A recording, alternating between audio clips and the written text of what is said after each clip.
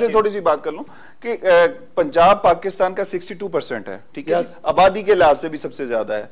कराची को अगर कंपेयर किया जाए, सिर्फ कराची आपसे कंट्रोल नहीं हो रहा, पंजाब की बात, कराची पूरा मिनी पाकिस्तान है। अच्छा। कराची के अंदर आप देखें तमाम कौमियत यहाँ पर रहती है।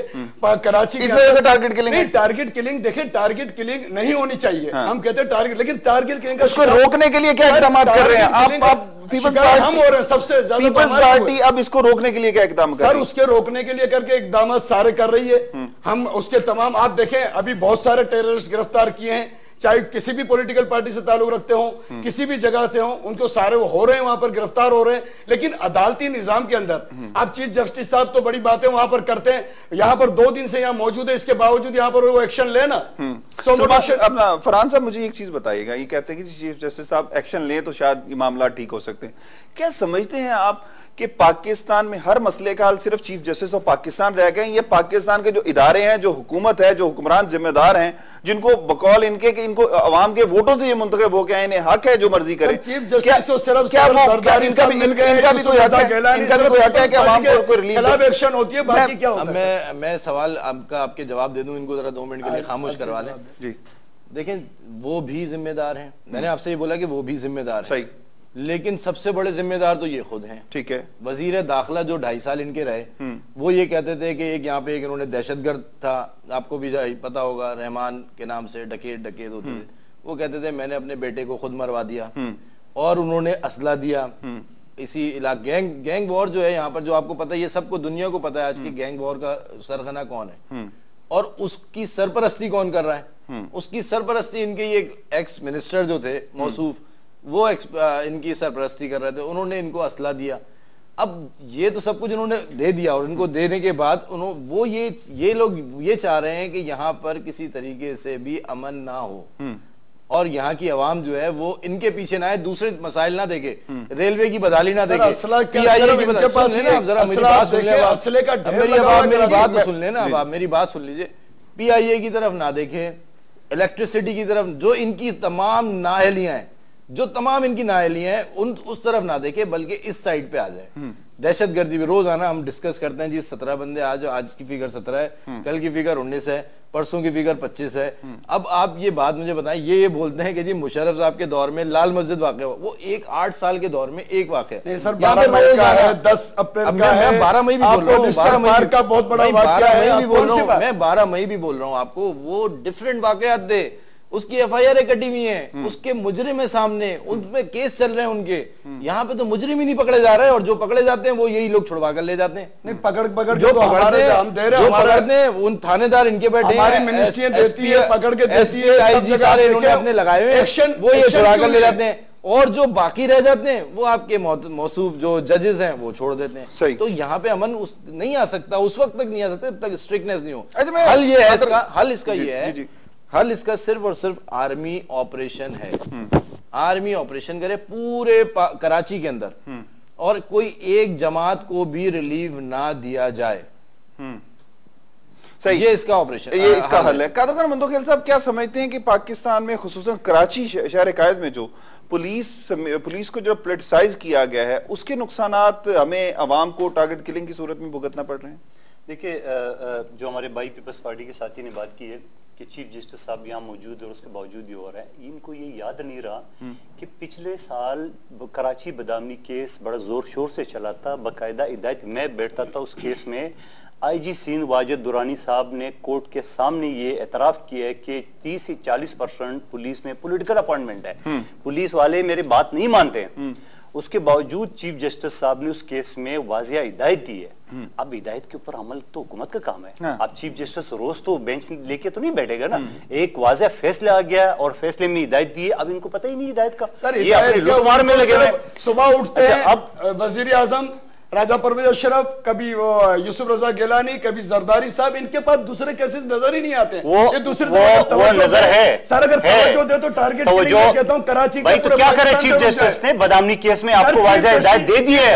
अब आपका वो करे ना, अब आपका जो नारा का कार्ड, अब मैं कमल करूं, जरदारी सुबह उठते हैं, नारा का कार्ड लेके जो वजीर दाखिला पाकिस्तान आए हुए हैं और वो चंद साल भी यहाँ रह के अपना लूट मार करके इसमें वापस, जैसा नहीं वो बर्मा से लोग आते हैं हैं, बांग्लादेश से लोग आते हैं। उसी तरह नारा के 3-4 साल के कार्ड पे वजीर दाखिला साहब आए हुए हैं और इसने लूट कसूट करके वापस जाना है। इसका इस मुल्क से कोई सरोकार नहीं है और इतना पावरफुल आदमी है। इंशाल्लाह आप देखेंगे आने वाले इलेक्शन भी हम जीतेंगे। नहीं नहीं, आप बिल्कुल, अगर यही हाल हुआ तो आप जरूर जीतेंगे। आपने 4.5 खरब आपने इलेक्शन के दांधली के लिए रखे, 3 अरब आपने एक चैनल के लिए रखे, आप जरूर जीतेंगे। ये गुंडे देशभर आपके साथ होंगे, आप जरूर बेबस आवाम घरों से नहीं निकलेंगे।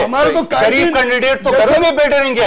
इसी तरह लूटमार का आपके पास पैसा हो खरबों का तो आप जरूर जीतेंगे। इसी वजह से मैं कहता हूं कि इलेक्शन से पहले चोर चक्के कातिल दहशतगर्द ये जेलों में हो तो फिर इलेक्शन होगा। बाकायदा तौर पर मुत्तफिका तौर पर तमाम पॉलिटिकल पार्टी ने चीफ जस्टिस के बाद इसके बाद इसको किया है आपने इलेक्शन कमीशन। तो आप देखें ऐसा नहीं है, फेयर इलेक्शन होंगे और इंशाल्लाह इलेक्शन कमिश्नर साहब के बारे में उनकी मैं जरा एडवांस पेशन गोई करूं। इलेक्शन कमिश्नर साहब के बारे में इंतहाई शरीफ आदमी है। सबका रिकॉर्ड इनका ये रहा है कि ये गवर्नर था और ये अटॉर्नी जनरल था, इस्तीफा देना पड़े। मैं आपको ये दावे से कहता हूं कि जब इलेक्शन के दिन के लिए, पोलिंग दिन के लिए 15-20 दिन रह जाएंगे तो कोई ना कोई पीपल्स पार्टी या इनका जुल्फकार मिर्जा या फैसल रजा अब्दी की शक्ल में ऐसे उस बेचारे के ऊपर इल्जाम लगाएंगे कि उसको इस्तीफा देना पड़ेगा। ये मैं बात आपको बता रहा हूं। और फिर 20 दिन जब रहेंगे और सब रेडियो होगा, उस दिनों में ये किसी से मशवरत नहीं करके और कोई जाके फारूक नायक बाबर आवाम के साथ में जाएंगे और उन्हीं से इलेक्शन कराएंगे और उस मुल्क को वो असर करेंगे। जो कभी जो बनाई IGI जो बनाई उसके अंदर क्या था? सलमान साहब, मैं एक चीज पूछ रहा हूं, बहुत मुख्तसर, मेरे पास टाइम बहुत कम है, मुझे सिर्फ ये बताइएगा कराची के मसले का हल क्या है? बहुत मुख्तसर। सर, कराची के मसले का हल ये कि देखिए हर एक अपनी अपनी जिम्मेदारी पूरी करे। जितनी पॉलिटिकल पार्टीज यहाँ पर हैं वो तमाम अपनी जिम्मेदारी पीपल्स पार्टी कहने के अलावा क्या जिम्मेदारियां पूरी करेगी? सर कर रही है। अच्छा, आप कर रहे हैं। फरहान साहब क्या समझते हैं, हल क्या है इस मसले का? शहर का सब लोग फेलियर हैं, ये तमाम लोग जो है फेलियर हैं। ये इनसे इनके बस की बात ही नहीं है। ये बोलते हैं इलेक्शन में हम जीत जाएंगे दोबारा। क्या नारा लगा के आएंगे? अच्छा, ये नारा क्या लगा के आएंगे? ये नारा क्या लगाएंगे कि जी हमने बिजली दी, हमने जो है रेलवे का निजाम अच्छा करा, हमने जो है PIA का निजाम अच्छा किया, हमने बदहाली खत्म कर दी लोगों की, हमने टारगेट किलिंग खत्म कर दी। ये नारा लगा के ये आएंगे, सही है। अच्छा, दूसरा इनके बस की बात नहीं है बिल्कुल भी। ये लोग बिल्कुल मोहतरमा इनकी एक लीडर जो थी, जो इनकी एक लीडर थी मोहतरमा शहीद बेनजीर भुट्टो साहिबा, वो चली गई ऊपर। उसके बाद इनके पास लीडरशिप नहीं है। चोर चकार है सारे, इनके पास सारे चोर चकार हैं। सिर्फ अगर आप चाहते हैं, अगर आप चाहते हैं, अगर आप ये चाहते हैं,